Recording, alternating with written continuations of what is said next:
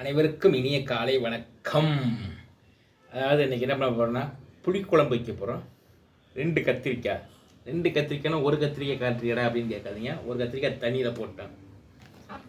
நாளைக்கு இல்லை, நாளைக்கு சிக்கனு திங்கக்கிழமைக்காக வேண்டி. அதே மாதிரி 2 உருளைக்கிழங்கு, ஒரு உருளைக்கிழங்கு தண்ணியில் போட்டுருவோம், ஒரு உருளைக்கிழங்கு எடுத்துக்குவோம். சரியா? புளிக்குழம்புக்கு தேவையான இடிப்பொருள் 45 ரூபா இன்றைக்கி விலைவாசி செலவு.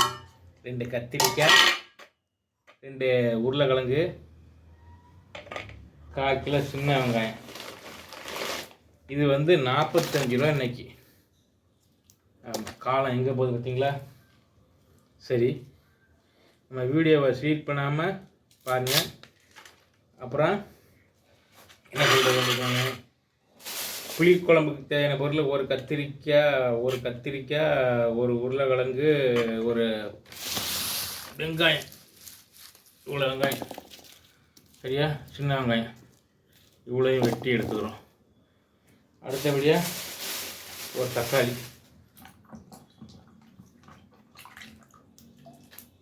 ஒரே ஒரு தக்காளி. அப்புறம் 2 பல்லு பூண்டு விலைவாசி அதிகமாகி போச்சு. 2 பல்லு பூண்டு இதெல்லாம் வெட்டி போட்டு வாங்க கிச்சனுக்குள்ளே போவோம். ரெஸ்டின் கலாட்டா. இப்போ என்னாச்சுன்னா இடுப்பொருள் வெட்டி ரெடி பண்ணிட்டோம். ஒரு தக்காளி, பூண்டு, கருவேப்பிலை, சின்ன வெங்காயம், ஒரு கத்திரிக்காய், ஒரு உருளைக்கிழங்கு வெட்டிட்டோம். வாங்க தாளிப்புக்கு போவோம். நேரம் குறைவாக இருக்க காரணத்தினால ஒரு அடுப்பில் குழம்பு தாளிப்போம், இன்னொரு அடுப்பில் ஓலையும் வச்சுக்கிறோம். நம்ம ஒரு சானோட வயிற்றுக்காக வேண்டி. சரியா? ஆமாம், அடுத்தவனோட வேலைக்கே ஒலை வைக்கக்கூடாது. உழைச்சி வாழ வேணும். அதை நிலச்சி நிற்கும். பார்த்துக்க. அடுத்தவனை கெடுத்து வாழாத, ஏமாற்றி வாழாத, திருடி வாழாத. அது அடுத்த தலைமுறைக்கு பேர் எடுத்துகிட்டு போகும். பார்த்துக்கோ. நான் பாரதி வரியில் விதை. வாங்க வீடியோக்குள்ளே போவோம். இப்போ என்ன பண்ண போகிறோம்னா, தாளிப்பில் ஃபஸ்ட்டு என்ன பண்ண போகிறோம்னாக்கா 1 by 1 போடுறேன். பார்த்துங்க.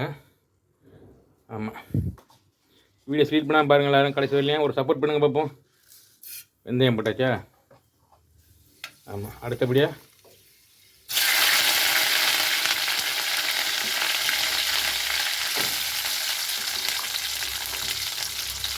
இது இப்போ என்ன பண்ணணும்னா நல்லா செவர வேகணும். சரியா? பூண்டு எல்லாம் போட்டோம், எல்லாம் பற்ற வச்சு விட்டோம். நல்லா வெந்துட்டுருக்குது எண்ணெயில். பூண்டு, சின்ன வெங்காயம் வெந்துட்டுருக்குது. சரியா? வெந்தோடனே கத்திரிக்காய் போட்டு வணக்கணும், தக்காளியை போடணும். சரியா? ஆமாம், அடுப்பு ஸ்டவ் எப்போ நிற்கணும் தெரியல. வெந்துட்டுருக்குது, பார்ப்போம். நிற்கிற வரலையும் செய்வோம், இன்னைக்குனா நிப்பாட்டிட்டு போயிடுவோம்.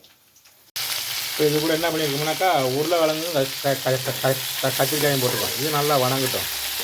ஒரு தம்மில் போட்டு மூடி வச்சுருவோம். உப்பையும் போட்டோம், உப்பு சார்ந்து வேகட்டும். அப்படியே மூடி வச்சுருவோம்.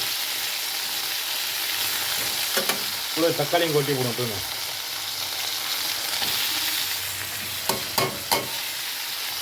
தக்காளியும் கொட்டிட்டோமா, ஓனர் சொல்லுவார் காய் நிறைய சேர்த்துக்கணும். அதுக்காக வேண்டி காய் நிறைய சேர்த்துட்டோம். ஆமாம். இப்போ இது கூட என்ன பண்ணுறோம்னா கொண்டக்கலையை போடுறோம். இது கூட என்ன பண்ணிக்கணும்னா கொண்டக்கலையை போடுறோம். ஆமாம்.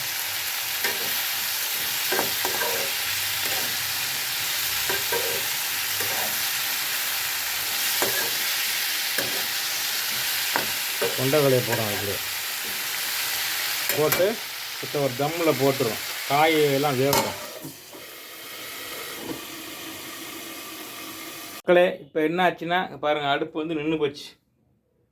சிலிண்டர் ஆனில் தான் இருக்குது. பார்த்துங்க, அடுப்பு இது ஆஃப் பண்ணிட்டேன். அங்கே பாருங்கள், இது நின்று போச்சு. என்னென்னா கேஸ் தீர்ந்துருச்சு. இன்றைக்கி ஆண்டவன் போட்ட பிச்சையை பார்த்திங்களா, நமக்கு எப்படி போட்டிருக்கான்னு, கடவுள் படி இழந்துக்கிறான்னு. புளி கரைச்சி ஊற்றிட்டேன். இதில் மிளகாப்பொடி கொட்டுறேன். இப்போ மிளகாப்பொடி கொட்டி என்ன பண்ணுறதுன்னு ஒன்றும் புரியல. சரி, அடுத்து யார் என்னன்னு அடுத்தடுத்து வீடியோ ஸ்வீட் பண்ணால் பாருங்கள், சொல்கிறேன். ரொம்ப மன வேதனையாக இருக்குது. பில்டிங் ஓனருக்கு போன போட்டேன்.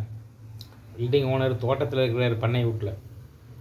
சிலிண்டர் சோறாக்கும் போது நின்று போச்சே, குக்கர் தம் ஆகிட்டு, முட்டை அரிசாக வந்துடுச்சு, நுரைய தள்ளிட்டு அப்படின்னு சொன்னேன்.